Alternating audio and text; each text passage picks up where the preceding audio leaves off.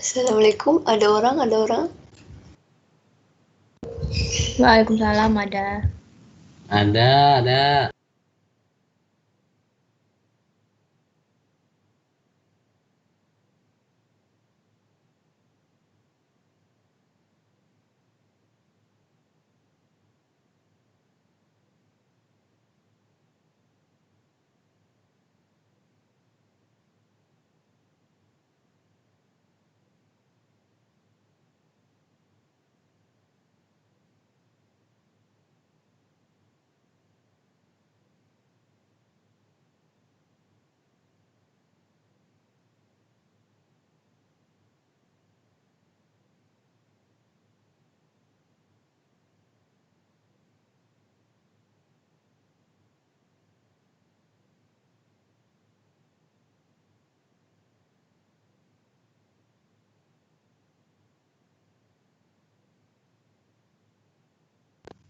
Baru 25 nih, kurang banyak. Kurang banyak. Siapa lagi ya? Kurang 4 anak, Pak. Iya, 4 anak nih. Suruh cepetan gitu. Buru imsak.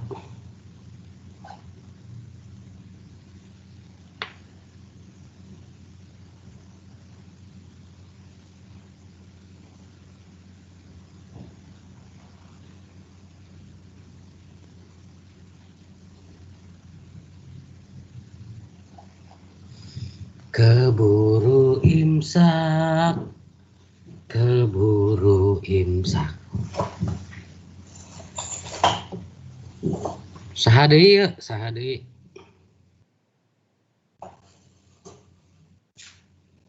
Siapa lagi?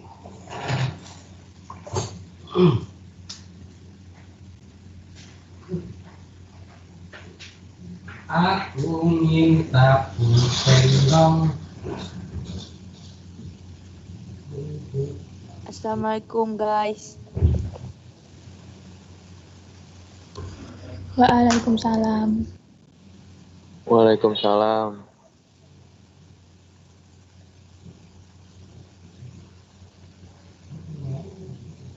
Kurang 1, Pak.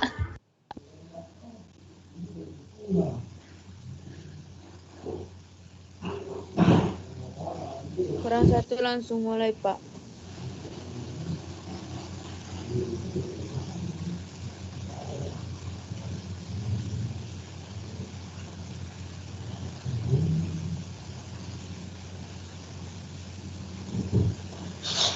Ku menangis membayangkan apa iya tarik sis semongko ada iyalah. Asik Pak, asik. Assalamualaikum warahmatullahi wabarakatuh. Waalaikumsalam warahmatullahi wabarakatuh. warahmatullahi wabarakatuh. Para pemirsa yang dirahmati Allah Subhanahu wa taala. Kita mulai saja ya.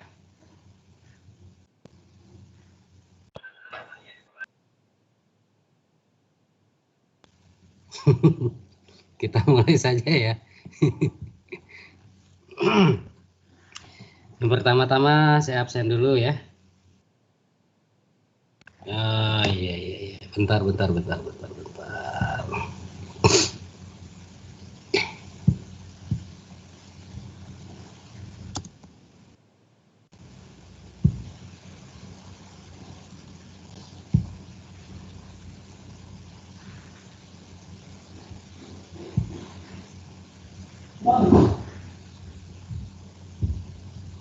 Febian. Patnan ada nggak Patnan? Nggak ada. Setiadi. Hadir Pak. Sip. Riesti. Hadir, Pak. Yusuf Malik Raharjo. Hadir Pak, hadir Pak. Fikri Sodikin.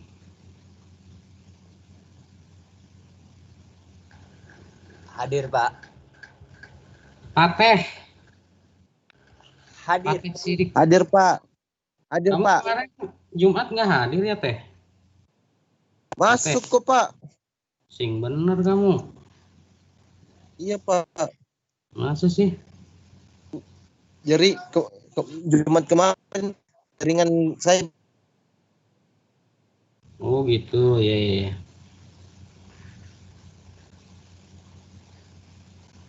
Selanjutnya Restu. Hadir, Pak. Hadir. Hadir. Oke, Rumania Adel. Hadir, Pak. Yang mana sih orangnya? Aku tuh kalau ngelihat foto kamu kayak lagi dipoto terus loh. Berasa pengen eksis terus. Tarik sis. Semangka. Semangka. Ini kelas apa ini? Aduh, aduh. Oke, lanjut. Sandi Rizkiawan. Hadir, Pak. Miftahul Akmal Situmeang.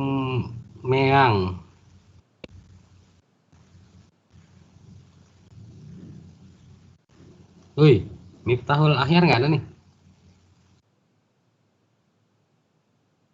Miftahul Ahyar.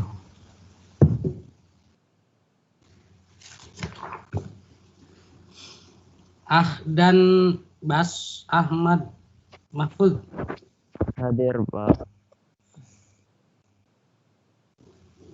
Tarisa. Iya, Pak. Hadir, Pak. Maaf, Pak. Laptop saya ngehang tadi. Oke. Bidara. Hadir, Pak. Hadir, oh. Safina Maulida Fitriani. Hadir, Pak. Oke. Fajar. Hadir, Pak. Fauji. Hadir Pak. Asyashashashashmish. Hadir, Pak. Hadir, Pak. Ali Yahyate. Hadir, Pak. Nadila Tuhairia. Hadir, Pak. Oke, Naufal. Hadir Pak. Raihan R. Rahman. Hadir Pak. Siti Nurlita Anggraen. Hadir, Pak. Maulana ya Maulana. Hadir, Pak. Oke.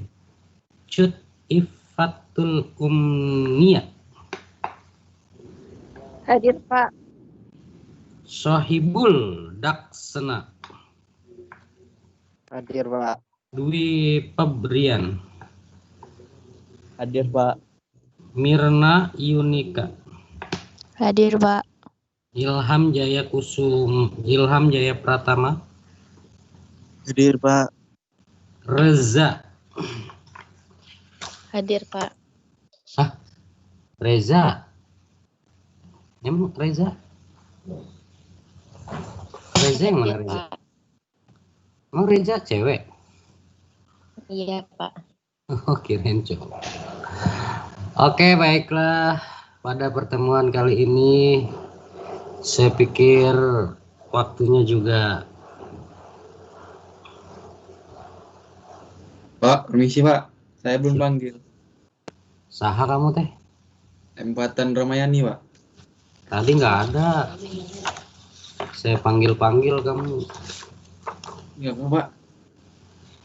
Tadi saya panggil-panggil kamu nggak ada. Ada Pak. Sekarang ada ya? Hmm. Miftahul Ahyar nih nggak ada nih. Miftahul Akmal. Oke, karena memang saat ini sedang tidak bergairah, cukup 10 menit saja pertemuan kita. Gimana? Setuju nggak? Alhamdulillah. Pak. Enggak, Pak. Aduh, kamu gimana ini? 1 jam. 1 jam ya. Oke. Pertemuan minggu lalu kita sudah ngebahas tentang konsep agama. Dilihat dari sisi ibadah, bahwa orang itu kalau mau melaksanakan ibadah harus tahu ilmunya. Sehingga kalau orang ibadah nggak tahu ilmunya, maka ibadahnya akan sia-sia. Sia-sia dalam arti dia tetap dikatakan orang yang melaksanakan ibadah, tapi ibadahnya tidak berdampak apa-apa pada dirinya, baik dalam kehidupan dunianya maupun dalam kehidupan akhiratnya. Nah, ini kan sangat rugi sekali. Seperti kita sudah berjuang, berusaha semaksimal mungkin untuk mendapatkan dia, tapi ternyata usaha kita tidak dianggap. Ini kan sakit kan? Sakit nggak kira-kira? Biasa saja, Pak. Enggak, kamu misalkan punya gebetan gitu kan, kamu udah berusaha semaksimal mungkin, kamu selalu menemaninya dalam kesendirian. Di saat dia sedih kamu menghibur, kamu ajak jalan juga dia mau, sepertinya memberikan sebuah harapan gitu. Ternyata ketika kamu mengungkapkan perasaan, dia jawab cuman kita temenan aja ya. Kamu sudah anggap sebagai kakak kamu. kamu sudah anggap sebagai kakak aku. Pengalaman ya, Pak. Bertepuk sempurna tangan. Kayaknya kamu terlalu baik deh buat aku. Pengalaman ya, Pak. Aduh, Pak. Banget, Pak. Enggak, sorry. Pengalaman ya, Pak. Enggak, sorry. Aku tuh nggak pernah digituin. Aku tuh selalu yang menggituin.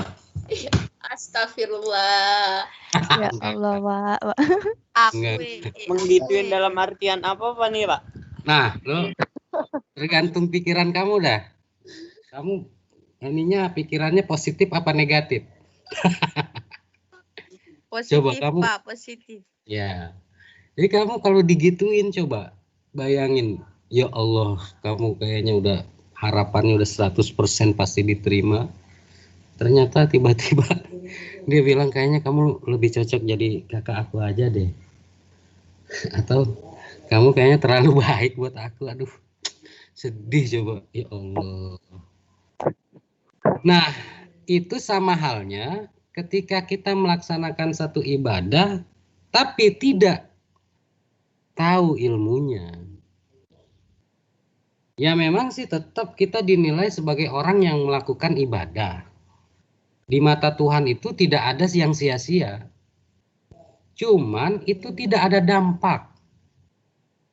Dampak bagi kehidupan kita baik yang bersifat duniawi maupun yang bersifat ukhrawi. Sebab pada intinya manusia itu akan dianggap oleh Allah dia yang bisa beramal ketika dia menemukan intisari dari ibadah itu sendiri. Contoh misalnya kayak puasa. Puasa sih orang biasa ya pahamnya kan hanya sekedar menahan haus dan dahaga saja kan. Tapi intisari dari puasa itu sendiri kan berarti kita disuruh, selain bahasa kesehatan ya, kan berarti kita disuruh untuk bisa merasakan bagaimana orang itu ketika haus dan dahaga. Tapi dia tetap bersabar kepada Allah Subhanahu wa Ta'ala untuk tidak memakan dan meminum. Dalam konsepnya mungkin karena dia kekurangan, nggak bisa makan, nggak bisa minum. Ya emang nggak ada yang perlu dimakan dan minum. Itu kan susah orang itu. Nah, intisari ibadah itu yang nggak bisa dia dapetin ketika dia melaksanakan ibadah tanpa tahu ilmunya. Maka daripada itu, saya ingin menegaskan sekali lagi bahwa mulai detik ini kita masih oleh Allah diberikan kesempatan untuk bisa menghirup udara, untuk bisa masih merasakan detak jantung, untuk masih bisa diberikan umur panjang. Maka gunakan waktu kita untuk bisa benar-benar menjadi hamba Allah yang memang tugas kita diciptakan di dunia ini adalah untuk beribadah kepadanya. Mantap kan? Mantap nggak kira-kira? Mantap, Pak. Semongko. Mantapnya itu jangan di double 2 ya. Nanti bisa repot itu pengertiannya kalau pikirannya negatif. Mantap. Mantap, Pak. Mantap, Pak. Baiklah, saya akan membuka session tanya jawab. Kalau ada yang ingin bertanya, nanti insya Allah mudah-mudahan pada hari ini bisa saya jawab. Kalau nggak bisa saya jawab hari ini, nanti saya akan jawab pada pertemuan berikutnya. Pertanyaannya bebas. Silakan. Oh iya, ini tuh masuk bulan Maulid ya. Jangan sampai lupa kita memperbanyak membaca sholawat kepada Nabi kita Muhammad Sallallahu Alaihi Wasallam. Allah. Kenapa kita harus memperbanyak baca sholawat? Pertama, itu karena perintah. Innallaha wa malaikatahu yusholluna 'alan nabi. Ya ayyuhallazina amanu sallu 'alaihi wa sallimu taslima. Allahumma salli wa sallim wa barik alaihi wa ala alihi. Gitu. Jangan lupa ya, memperbanyak sholawat. Nah, sholawatnya itu gimana? Ya, mau yang standar aja bisa ada. Sallallahu ala Muhammad. Itu standar. Kalau kata guru saya, minimal sehari itu 1000. Minimal 1000. Malam Jumat 10.000.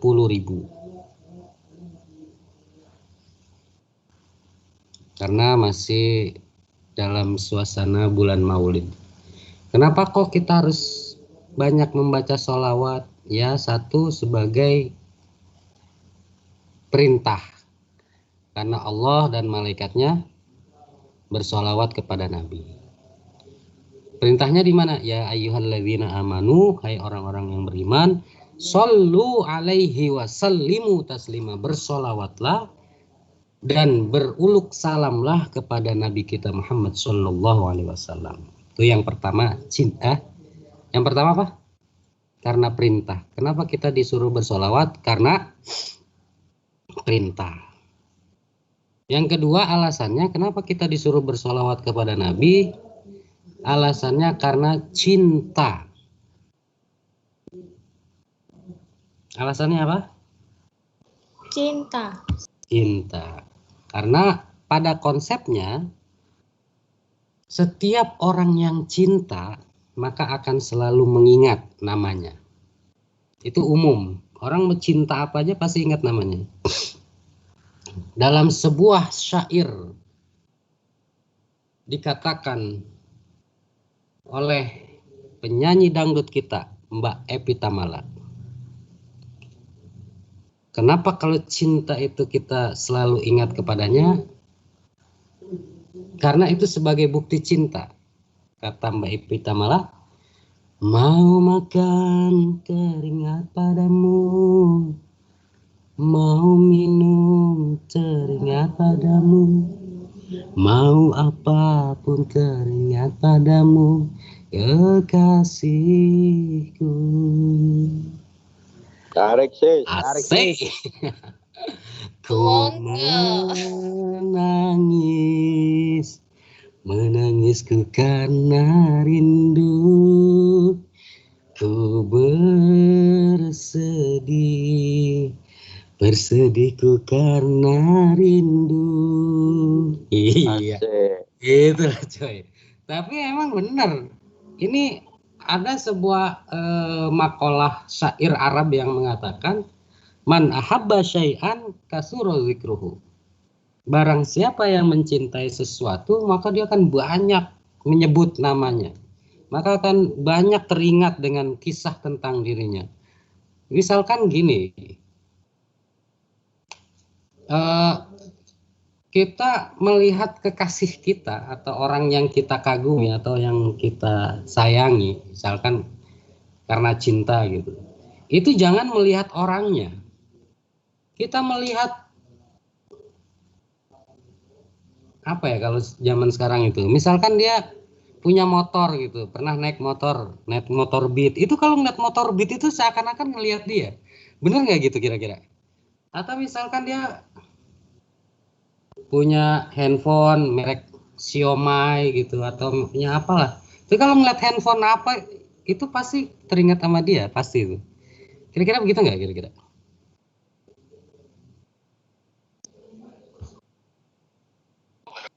Di Palembang, lahir Iya, di Pak. kondisi Betul Pak, mengenang. bukan mengenang coy, kalau mengenang tuh mati lah orang itu. Selamat jalan. Jadi kenapa kok kita disuruh bersolawat kepada Nabi? Wabarakatuh. Alhamdulillah, puji dan syukur senantiasa kita panjatkan. Kenapa kok kita disuruh cinta kepada Nabi? Disuruh bersolawat kepada Nabi? Satu alasannya karena cinta, karena perintah. Setiap perintah itu kalau dilaksanakan mengandung nilai sisi pahala. Yang kedua karena cinta. Kenapa cinta? Karena orang yang cinta itu salah satu buktinya adalah selalu mengingat namanya. Makanya seperti kisah Laila Majnun itu dalam sebuah syairnya itu dia mengatakan gini, Marartu ala diyar diyar Laila ukabbiru dzal jidar wa dzal jidar fama hubbud diyar sakanad diyari wa ma hubbud diyar sakanad diyari. Kata Majnun kepada Laila dalam sebuah syairnya, saya lewat depan rumahnya Laila, marartu ala diyaru Laila, ukabbidu dzal jidar wa dzal jidaro, bahwa dia melihat sisi tembok rumah Laila. Fama hubbud diyar, saya tidak cinta dengan rumahnya, akan tetapi saya cinta kepada orang yang berada di dalam rumahnya. Jadi artinya gini, orang itu kalau cinta sesuatu itu ngelihat rumahnya udah seneng. Apalagi ketemu sama yang punya rumahnya.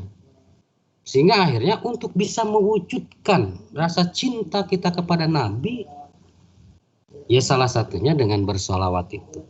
Selain daripada kita menjalankan sunnah-sunnahnya. Apa sunnah Nabi yang paling mudah dan paling gampang untuk bisa kita laksanakan dengan tanpa biaya, dengan tanpa modal?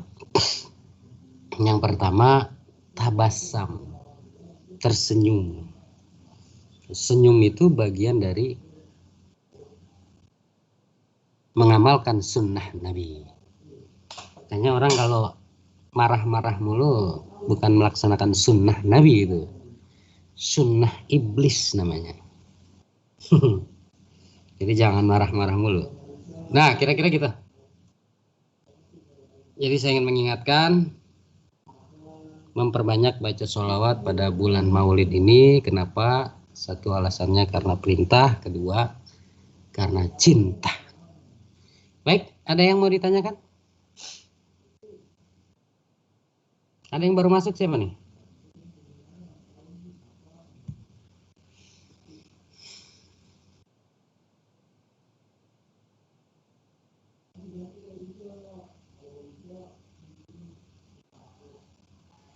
Ada yang mau ditanyakan nggak? Izin untuk bertanya, Pak. Mangga, siapa? Dam Jaya Pratama. Monggo. Makna dari dibalik perintah Allah itu apa ya, Pak? Makna Dibalik dari perintah Allah. Kenapa kok Allah memerintahkan seperti itu, Pak? Oh gitu. Iya, bagus nih. Boleh. Ada yang mau menanggapi nggak?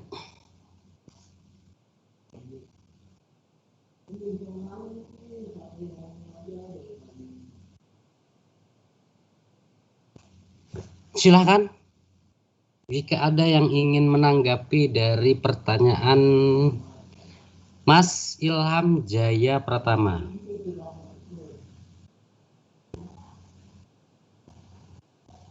Saya berikan kesempatan.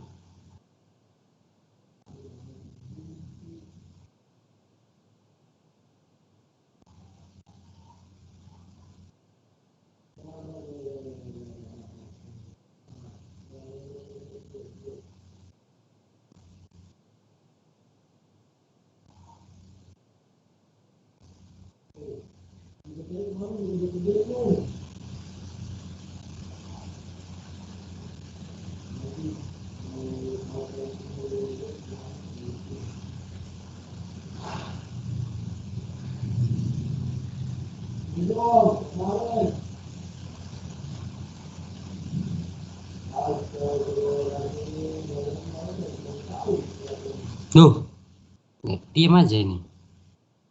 Coba tolong dong.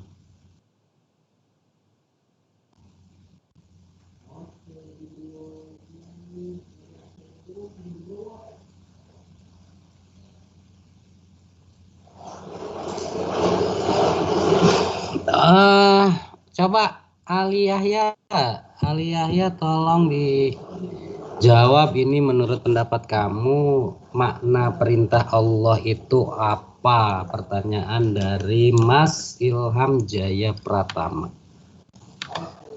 Monggo Mas Ali Yahya. Pertanyaannya, makna perintah Allah itu ya, Pak? Iya. Apa makna perintah apa makna dibalik perintah Allah?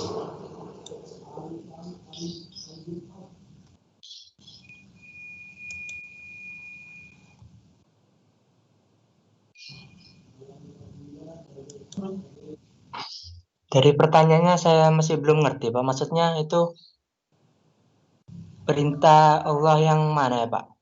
Saya Jadi pernah dengar kan. Ya sebenarnya gini, perintah Allah itu kan banyak. Kita bicara akhirnya global saja. Misalkan kita mau bahas tentang makna perintah Allah yang berupa sholat itu misalkan. Itu kan secara eksplisit ya. Tapi ini secara umum. Misalkan gini, kita ngebahas tentang masalah cinta kan. Cinta itu kan macam-macam kan. Bisa cinta kepada alam, bisa cinta kepada makhluk, bisa cinta kepada motor, mobil dan lain sebagainya. Jadi pertanyaannya apa makna cinta? Apa makna perintah Allah? Jadi makna perintah Allah, isi kandungannya itu apa gitu. Begitu kali ya, Mas Ilham ya? Mas Ilham. Benar, Pak. Iya gitu. Jadi berarti seperti kamu ditanya apa makna cinta gitu. Nah, kalau makna cinta kamu tergantung ngeliat TV-nya. Kalau Indosiar ya pasti ku menangis Membayangkan. Itu makna cinta kalau di Indosiar tuh nangis saja isinya. Ayah, Janda muda. silakan cari di Mbah Google. Oke, Aliyah mana? Mana.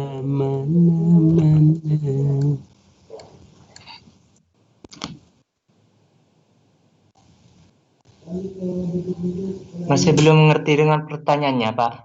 Oke. Mungkin Nggak remah. maksudnya gini ya, Pak. Kalau menurut saya dari pertanyaan itu tuh, mungkin itu seperti apa makna Allah memerintahkan kepada kita tentang perintah-perintah yang dianjurkan gitu ya, Pak. Betul. Apa maknanya tuh?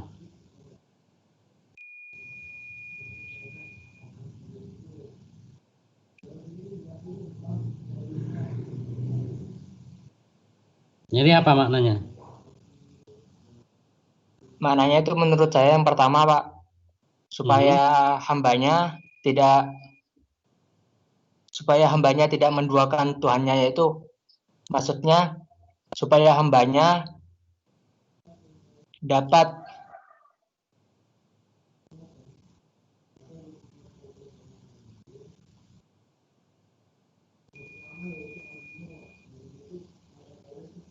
apa? Gini, Pak, saya kan pernah baca sebuah buku, itu isinya Allah itu pecemburu. Maksudnya pecemburu itu Allah itu tidak ingin diduakan. Jadi yang Allah perintahkan kepada umatnya itu, kepada hambanya, supaya hambanya taat hanya satu kepada Allah, tidak menduakan atau terpecah belah kepada pencipta yang lainnya gitu, Pak. Ya, berarti makna perintah itu adalah untuk mengesahkan Allah gitu ya. Iya, Pak. Oke. Bagus sekali.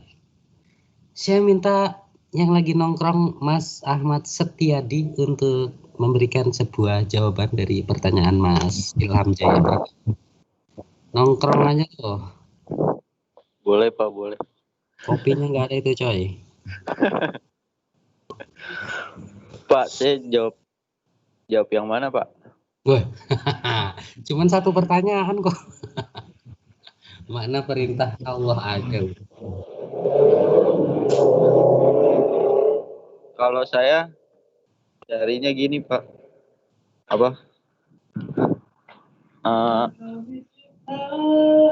menjelaskan bahwa salawatnya Allah kepada Nabi Muhammad berarti rahmat dan keridhoannya kepada beliau. Sedangkan salawatnya para malaikat berarti doa dan permohonan ampun atau istighfar mereka bagi Rasulullah.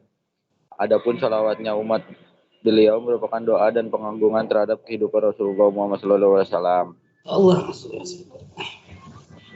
Terus apa? Pertanyaannya makna perintah Allah kamu ngapain? Iya, lagi nyari Pak, sih namanya itu. Ya Allah. Itu mah beda lagi, coy. Jadi yang mana sih, Pak? Wah, nggak nyambung nih. Saya dengerin kok, Pak. Ahmad Setiadi, kamu jangan kebanyakan ngongkrong itu, aduh. Saya dengerin, Pak, tapi iya. Jadi pertanyaannya makna perintah Allah itu apa? Karena gini, setiap kata atau setiap perintah itu pasti mengandung arti. Setiap sesuatu itu pasti mengandung arti. Contoh misalkan gini, kamu lagi nongkrong nih. iya Pak. Lagi nongkrong. Tiba-tiba emak kamu datang. Itu nggak ngomong. Cuman tangannya dikepel begini doang nih. Nih, tangannya dikepel nih. Nih. Iya Pak. Misalkan nih tangannya begini, gini. Ah, Nah ya. itu pasti mengandung arti tuh. Artinya dia mau marah, Pak. Artinya lu suruh pulang. Iya, suruh Suruh pulang. beli minyak goreng, mak lu memasak tempe, minyaknya habis. Oke. Itu dari satu tindakan saja pasti mengandung sebuah arti. Nah, maksud saya kata pun demikian. Misalkan kata perintah.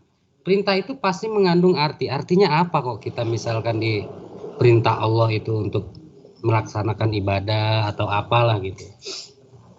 Nah, itu maknanya apa nih Mas Ilham ini sedang bertanya? Untuk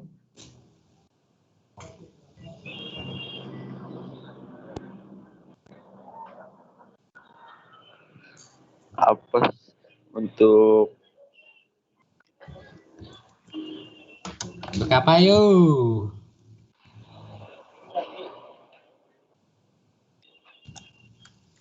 Oke, skip dulu. Coba yang lain. Dasar kau. Mungkin ya. Siapa ya? Nadila Tuharia, coba.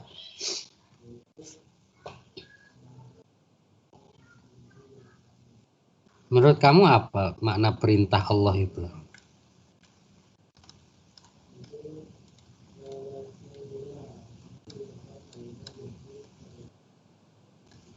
Nadila. Dil.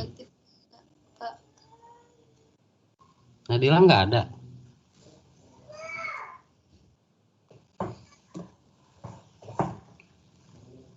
Mohon maaf Pak, jaringan saya nggak bagus. Kamu lagi bareng sama Tante Amalia Putri ya? Pratiwi ya? Enggak Pak, beda kota Pak. Kok sama-sama di pantai sih? Enggak Pak, Kotanya sama-sama di pantai loh.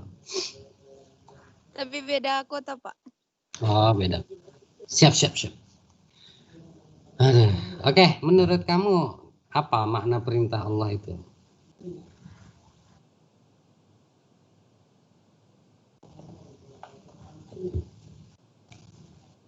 Menurut kamu apa? Menurut saya, kalau salah maaf ya Pak. Iya, nah.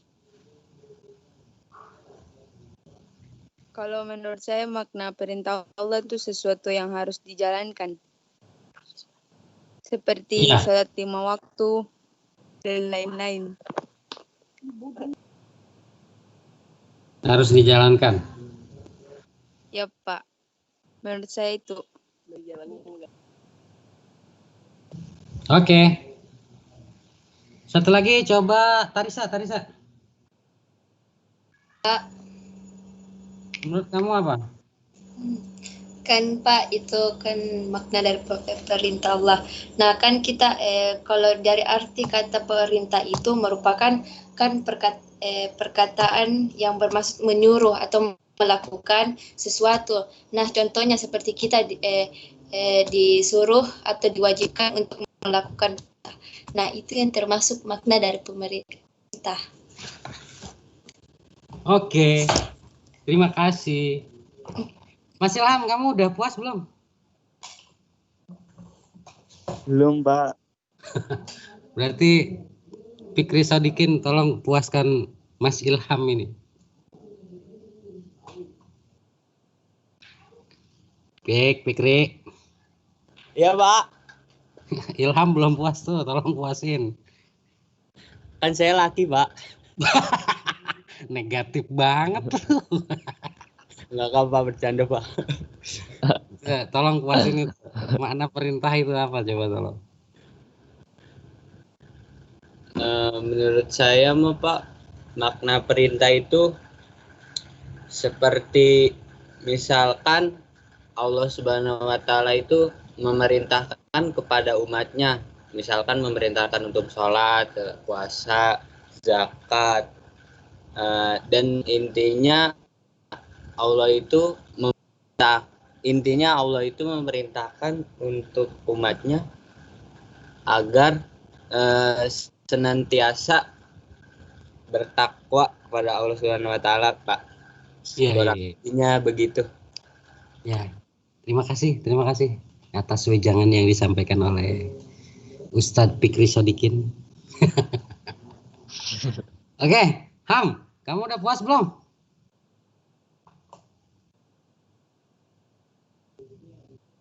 Ham, Ya Pak, alhamdulillah. jadi bagi saya simpel saja sih sebenarnya. Kalau menurut saya nih ya, bahwa makna dari semua perintah itu intinya satu, adalah kebahagiaan. Apa?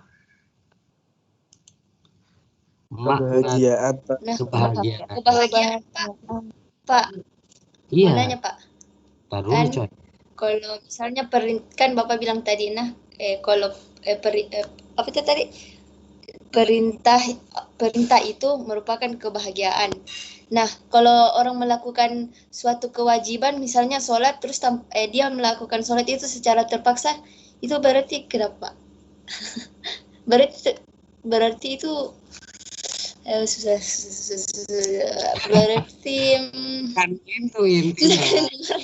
Itu mah kasusnya beda lagi. Jadi gini maksud saya. Iya. Setiap perintah Allah itu mengandung makna kebahagiaan. Buat siapa ya? Buat kita sendiri. Dalam Al-Quran Allah menyebutkan in ahsantum li anfusikum. Kalau kamu berbuat baik, berarti kan kamu menjalankan perintah. Maknanya apa? Berarti ahsantum li anfusikum, kamu sedang berbuat baik kepada diri kamu sendiri. Layaknya orang yang berbuat baik, ya tujuannya adalah untuk kebahagiaan, gitu. Di mana baik kebahagiaan dunia maupun kebahagiaan akhirat. Nanti misalnya konsepnya gimana dia melakukan perintah tapi dengan terpaksa, yaitu mah beda kasus. Kasusnya kan karena keterpaksaan itu. Tapi pada intinya setiap perintah itu pasti maknanya adalah untuk kebahagiaan, baik kebahagiaan dunia maupun kebahagiaan akhirat. Walaupun dengan terpaksa sih sebenarnya, misalkan gini, kita dipaksa oleh orang tua kita untuk melaksanakan sholat, akhirnya kita sholat walaupun dengan terpaksa. Tapi setelah itu kan kita bahagia. Kenapa kita bahagia? Karena sudah tidak dipaksa lagi. Sudah tidak diomelin lagi, sudah tidak disuruh-suruh lagi kalau kita sudah melakukan sebuah perintah. Jadi pada intinya setiap perintah itu pasti mengandung unsur atau makna untuk kebahagiaan. Kira-kira begitu. Mudah-mudahan dapat terpuaskan. Tarisa, gimana kamu udah puas belum? Puas, Pak, puas. Asik. Fikri Sodikin, sorry ya. Tarisa sudah puas. Astagfirullahaladzim. Puas jawaban saya. Kamu tuh selalu gimana sih? Saya ngomong kayak gini kayaknya kamu. Aduh. Oke. Jadi intinya orang tuh kalau melaksanakan perintah pasti bahagia. Tujuannya untuk kebahagiaan. Contoh misalkan kayak orang tua kita nih merintahkan sesuatu, pasti tujuannya untuk kebahagiaan kita kan. Hei, kamu sekolah yang benar, kamu kuliah yang benar, kamu ngerjain tugas yang benar. Pada intinya pasti untuk kebahagiaan kita. Karena kalau kita yang pinter, pasti nanti kepinteran itu untuk kita sendiri. Untuk kebahagiaan kita, bahasanya kan gitu. Kalau kamu pintar, kamu kuliah sukses, kalau kamu kuliah lulus, terus kamu melaksanakan sesuatu, kemudian kamu jadi orang sukses, kan intinya untuk kebahagiaan kita kan. Begitu nggak kira-kira? Iya, Pak. Iya, Pak. Diri kita, Pak. Itu misalkan tujuan duniawinya, misalkan untuk tujuan ukhrawinya kayak misal kita diperintah sholat, puasa, zakat, ya intinya adalah untuk kebahagiaan kita nanti di akhirat gitu. Oke, satu pertanyaan lagi satu pertanyaan lagi. Saya Pak. Ya. Ini kan Pak, kan sebagaimana kita ketahui, Allah itu maha baik. Lalu kenapa Allah ciptakan neraka? Apa alasannya Pak? Oh iya. Oke. Siap. Ada pertanyaan teman-teman. Kalau Allah itu maha baik, kenapa Allah menciptakan neraka? Nah, kenapa itu? Kira-kira gimana itu? Baik, silakan. Ada yang mau menanggapi dari pertanyaan saudari kita Tarisa Amalia Pratiu? Silakan ditanggapi, teman-teman. Pak, saya mau menanggapi. Siapa? Saya Bidara Paraswati Putri. Oke, Bid. Silakan. Ih, kamu lagi ya senyum sama aku terus kamu. Yang senyum di foto nggak cuma saya. Iya. Oke, siap. Lanjut. Ya, jadi kan tadi pertanyaan Tarisa, kan Allah itu maha baik. Tapi kenapa Allah ciptain neraka? Kalau menurut saya adalah kita ini kan hidup di dunia, diciptakan sama Allah untuk menyembah Allah gitu, untuk melaksanakan perintahnya dan menjauhi larangannya. Nah, kenapa bisa ada neraka? Ya karena semua perbuatan itu pasti ada ganjarannya. Yang baik ya dibalas baik, yang buruk ya dibalas buruk gitu Pak. Jadi kalau menurut saya, ya kenapa ada neraka? Ya karena buat pembalasan gitu loh Pak. Buat pembalasan ya. Ya, ganjaran atas apa yang diperbuat manusia di dunia. Pembalasan. Iya. Ada yang jawaban lain nggak? Oke, siap. Bidara, terima kasih. Kamu senyum terus sama aku loh. Aku gagal fokus nih kalau gitu. Tarik, sis. Semongko. Oke. Silakan. Yang lain. Jadi jawaban dari Bidara tadi ya untuk membalas. Dia bilang membalas, berarti Allah maha pendendam dok. Berarti ada jawaban yang lebih benar kan lagi. Iya. Balas itu ya pendendam ya. Iya kan Pak. Aduh. Dasar kamu. Ya, oke, yang lain coba.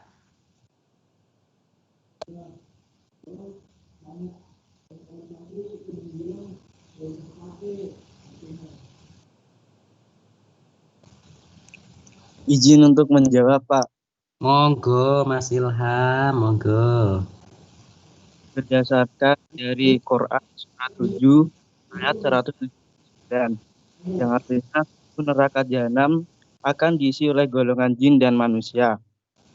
Di mana Allah menciptakan neraka itu merupakan salah satu bentuk Allah untuk mengetahui cinta hambanya. Jadi cinta itu juga butuh pemberian seperti itu, Pak. Nah, memberinya yaitu dengan surga atau neraka. Nah, ketika manusia itu mendapatkan neraka ketika apa? Ketika manusia yang dikasih hati tapi tidak tahu siapa Allah dan dirinya seperti itu. Diberi mata, gunakan untuk melihat kekuasaan Allah. Telinganya pun tidak digunakan untuk mendengarkan ayat-ayat Allah seperti itu, Pak. Jadi itu merupakan bentuk cintanya Allah seperti itu, Pak. Kalau menurut Iya. Iya. Jadi Itu intinya gimana Mas Ilham? karena udah pakai hadis. Jadi intinya gimana Mas Ilham?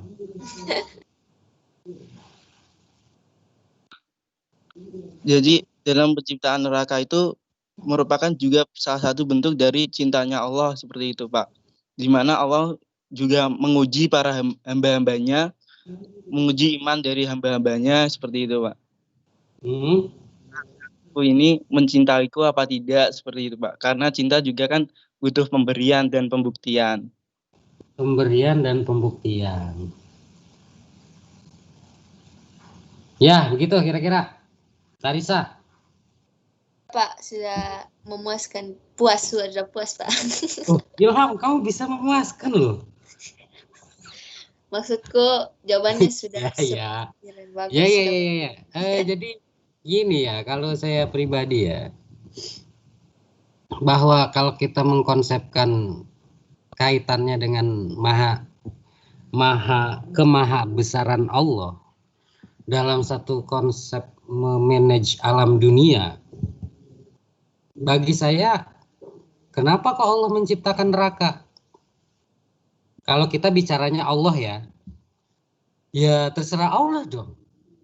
Kalau kita bicaranya Allah mau menciptakan neraka, mau menciptakan surga, mau menciptakan apa saja ya terserah Allah. Karena Allah Maha Kuasa. Itu kalau konsep misalkan kita berbicaranya tentang ketuhanan.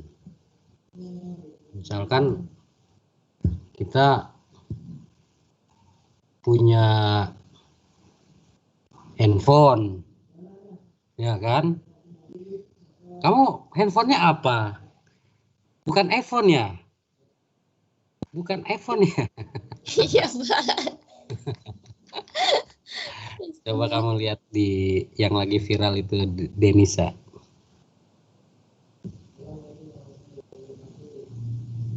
Wah, kamu nggak tahu itu ya? L Pak L. Oh, Asia kita maksud L saya. Pak L. Ya. Paham juga kamu ya. Kamu handphonenya apa? Xiaomi ya? Jangan deket-deket sama aku ya. Aduh. Misalkan kamu punya handphone. Rumahku bukan kayu. Misalkan kamu punya handphone. Lalu kemudian handphone itu kamu buang. Handphone punya kamu ya. Handphone kamu buang di kolam. Terus kira-kira misalkan kalau ada orang yang bertanya, handphone lu kok lu buang ke kolam, sayang iPhone. Kamu jawabnya gimana?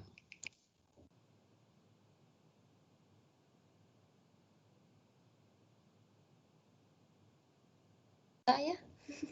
Kenapa Pak? Kenapa?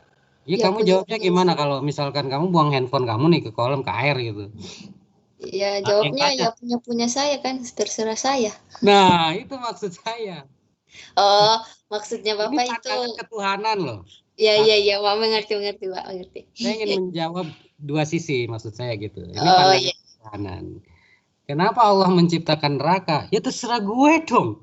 Neraka gue, surga gue, lo mau apa? Gitu. Begitu istilahnya. Ini karena jadi kembali kepada diri sendiri lagi apa ya? Ntar dulu. Ini saya sedang ingin menjelaskan konsep ketuhanan sehingga akhirnya gini. Dalam pemikiran seorang hamba, saya ingin mengajak kepada kita semua untuk jangan pernah mempertanyakan tentang ciptaan Allah atau apapun itu yang berkaitan dengan masalah ketuhanan. Karena apapun yang terjadi itu semua atas kehendak Allah. Saya ingin mengajak kita untuk kembali kepada konsep ketauhidan. Misalkan begini, contoh dalam insiden atau apa ya, hal-hal yang terjadi pada saat-saat ini, misalkan kayak Pilpres kemarin. Orang Pilpres kemarin kan mau nggak mau kan ribut kan. Orang pada ribut, pengen ini, pengen milih yang itu, pengen yang ini begini, yang ini begini. Cuman kadang-kadang orang itu nggak sadar bahwa segala sesuatu yang terjadi itu semuanya memang kehendak Allah. Misalkan hari ini Pak Jokowi yang jadi presiden, ya sudahlah. Memang Pak Jokowi yang sudah ditakdirkan oleh Allah jadi presiden. Maksud saya jangan sekali-kali itu menuntut lalu kemudian membawa nama Tuhan. Karena semua yang terjadi sedetik pun tidak akan pernah ada yang terlepas dari takdir Allah. Semuanya sudah Allah yang menentukan. Karena ini akhirnya kita bicara tentang konsep ketuhanan. Misalkan kenapa Allah menciptakan neraka? Ya terserah Allah dong. terserah gue dong, kan gue maha penguasa atau maha segalanya gitu. Namun akhirnya karena kita adalah makhluk ciptaan Allah, manusia khususnya yang diberikan akal untuk bisa berpikir, maka tentu kita harus bisa menganalisa apa hikmah diciptakannya surga, apa hikmah diciptakannya neraka, apa hikmah kita diciptakan sebagai seorang Indonesia, apa hikmah kita diciptakan sebagai orang yang lahir di tanah Papua, apa hikmahnya. Artinya kita harus berpikir ke sana. Nah, bagi saya ketika kenapa kok Tuhan menciptakan neraka, tentu dalam konsep kehidupan ini harus ada balance.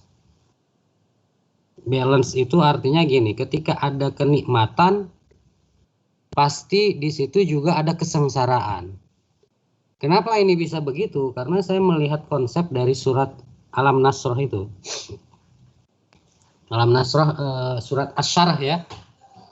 Bismillahirrahmanirrahim. Alam nashrah laka sadrak wa wada'na 'anka wizrak alladhi anqadha dhahrak wa rafa'na laka dhikrak fa inna ma'al 'usri yusra inna ma'al 'usri yusra inna ma'al 'usri yusra. Setiap segala kesulitan pasti ada kemudahan. Artinya di sini kita ingin melihat kemahakuasaan Allah ketika menciptakan sesuatu pasti ada balance-nya.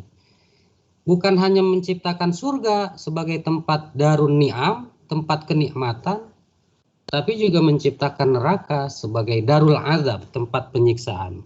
Tujuannya apa? Balance. Sehingga akhirnya orang di situ harus berpikir, apa yang kita lakukan ini lebih mendekatkan kita ke surganya Allah atau lebih mendekatkan kita ke nerakanya Allah. Karena kita makhluk yang berakal. Afala tatafakkarun, apakah kamu tidak berpikir gitu. Kira-kira begitulah, mudah-mudahan ada manfaatnya. Udah 1 jam ini kita ya berbincang-bincang. Mudah-mudahan ada manfaatnya ya. Amin ya robbal alamin. Amin, Allahumma amin. Nah, itu pesan saya, jangan lupa memperbanyak membaca sholawat ya hari ini. Karena bulan Maulid, kita jangan melihat sesuatu yang lain, pokoknya intinya sholawat itu perintah saja. Yang pasti kalau kita sholawat itu akan mendapatkan pahala karena isinya adalah perintah. Sholawat itu macam-macam, tapi yang paling simpel kalau menurut saya itu sallallahu ala Muhammad. Tapi kalau mau yang lengkap, Allahumma sholli ala sayyidina Muhammad wa ala ali sayyidina Muhammad. Itu yang lengkap versinya. Kenapa harus pakai sayyidina? Karena adab. Karena apa? Adab atau sopan santun. Contoh misalnya gini. Ilham, bapak kamu namanya siapa? Bapak Jayadi, Pak. Hah? Pak Jayadi ya? Betul. Misalkan kamu manggil bapak kamu Jai. Menurut kamu itu benar apa salah?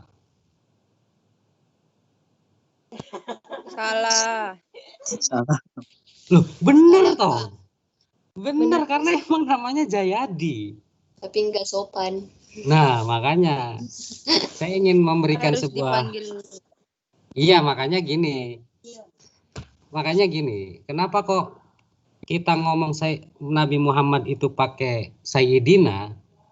Ya karena kesopanan itu tadi. Misalkan kita manggil ayah kita dengan bahasa Pak atau Romo atau apa, ya itu bahasa kesopanan. Sehingga akhirnya sebenarnya Kalau kita mau ngomong Nabi Muhammad, misalkan Allahumma sholli ala Muhammad, ya boleh-boleh saja. Bisa-bisa saja. Cuman kenapa kok harus pakai Sayyidina? Itu bahasa kesopanan. Bahasa adab namanya. Gitu, paham ya? Paham, Pak. Barakallah. Oke, yang terakhir, karena ini pelajaran agama juga ada materinya, saya pengen memberikan buku materi, ya cuman ada sesuatunya gitu, paham ya? Cuman saya nggak ingin kalian itu hanya sekedar teori konsep jual beli, tapi saya ingin ada istilahnya infaknya lah gitu.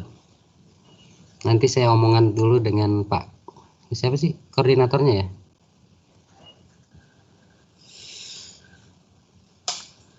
Koordinator kelas siapa ya? Ya, bendahara. Kalau saya sih Pak, wakil. Ketua saya non Pak soalnya. Ya udah kamu aja deh. Lah. Oh iya Pak. Ini sekaligus saya sedang membangun pesantren, sarana dan prasarana, silahkan sekalian diniatin amal, mudah-mudahan berkah gitu. Ya Pak. Berapa itu pada intinya saya tidak ini ya, pokoknya intinya semakin besar ya semakin bagus lah itu nilainya, nilai pahalanya. Iya. Saya malu nih ngomong gini.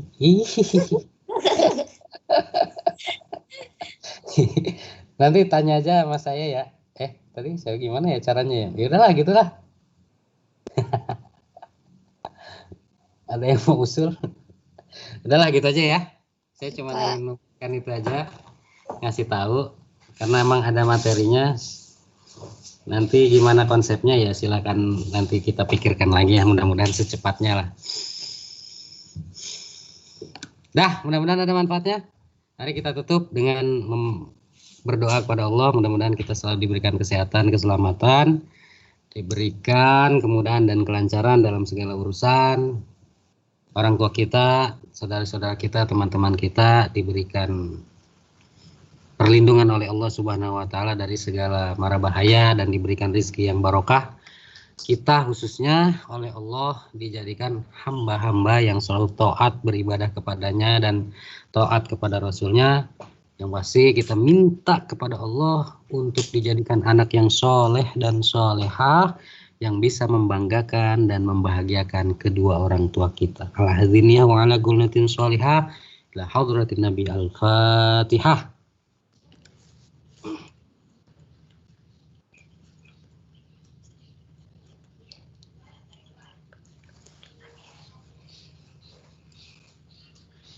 Kurang lebihnya saya mohon maaf apabila ada kesalahan dan kekurangan.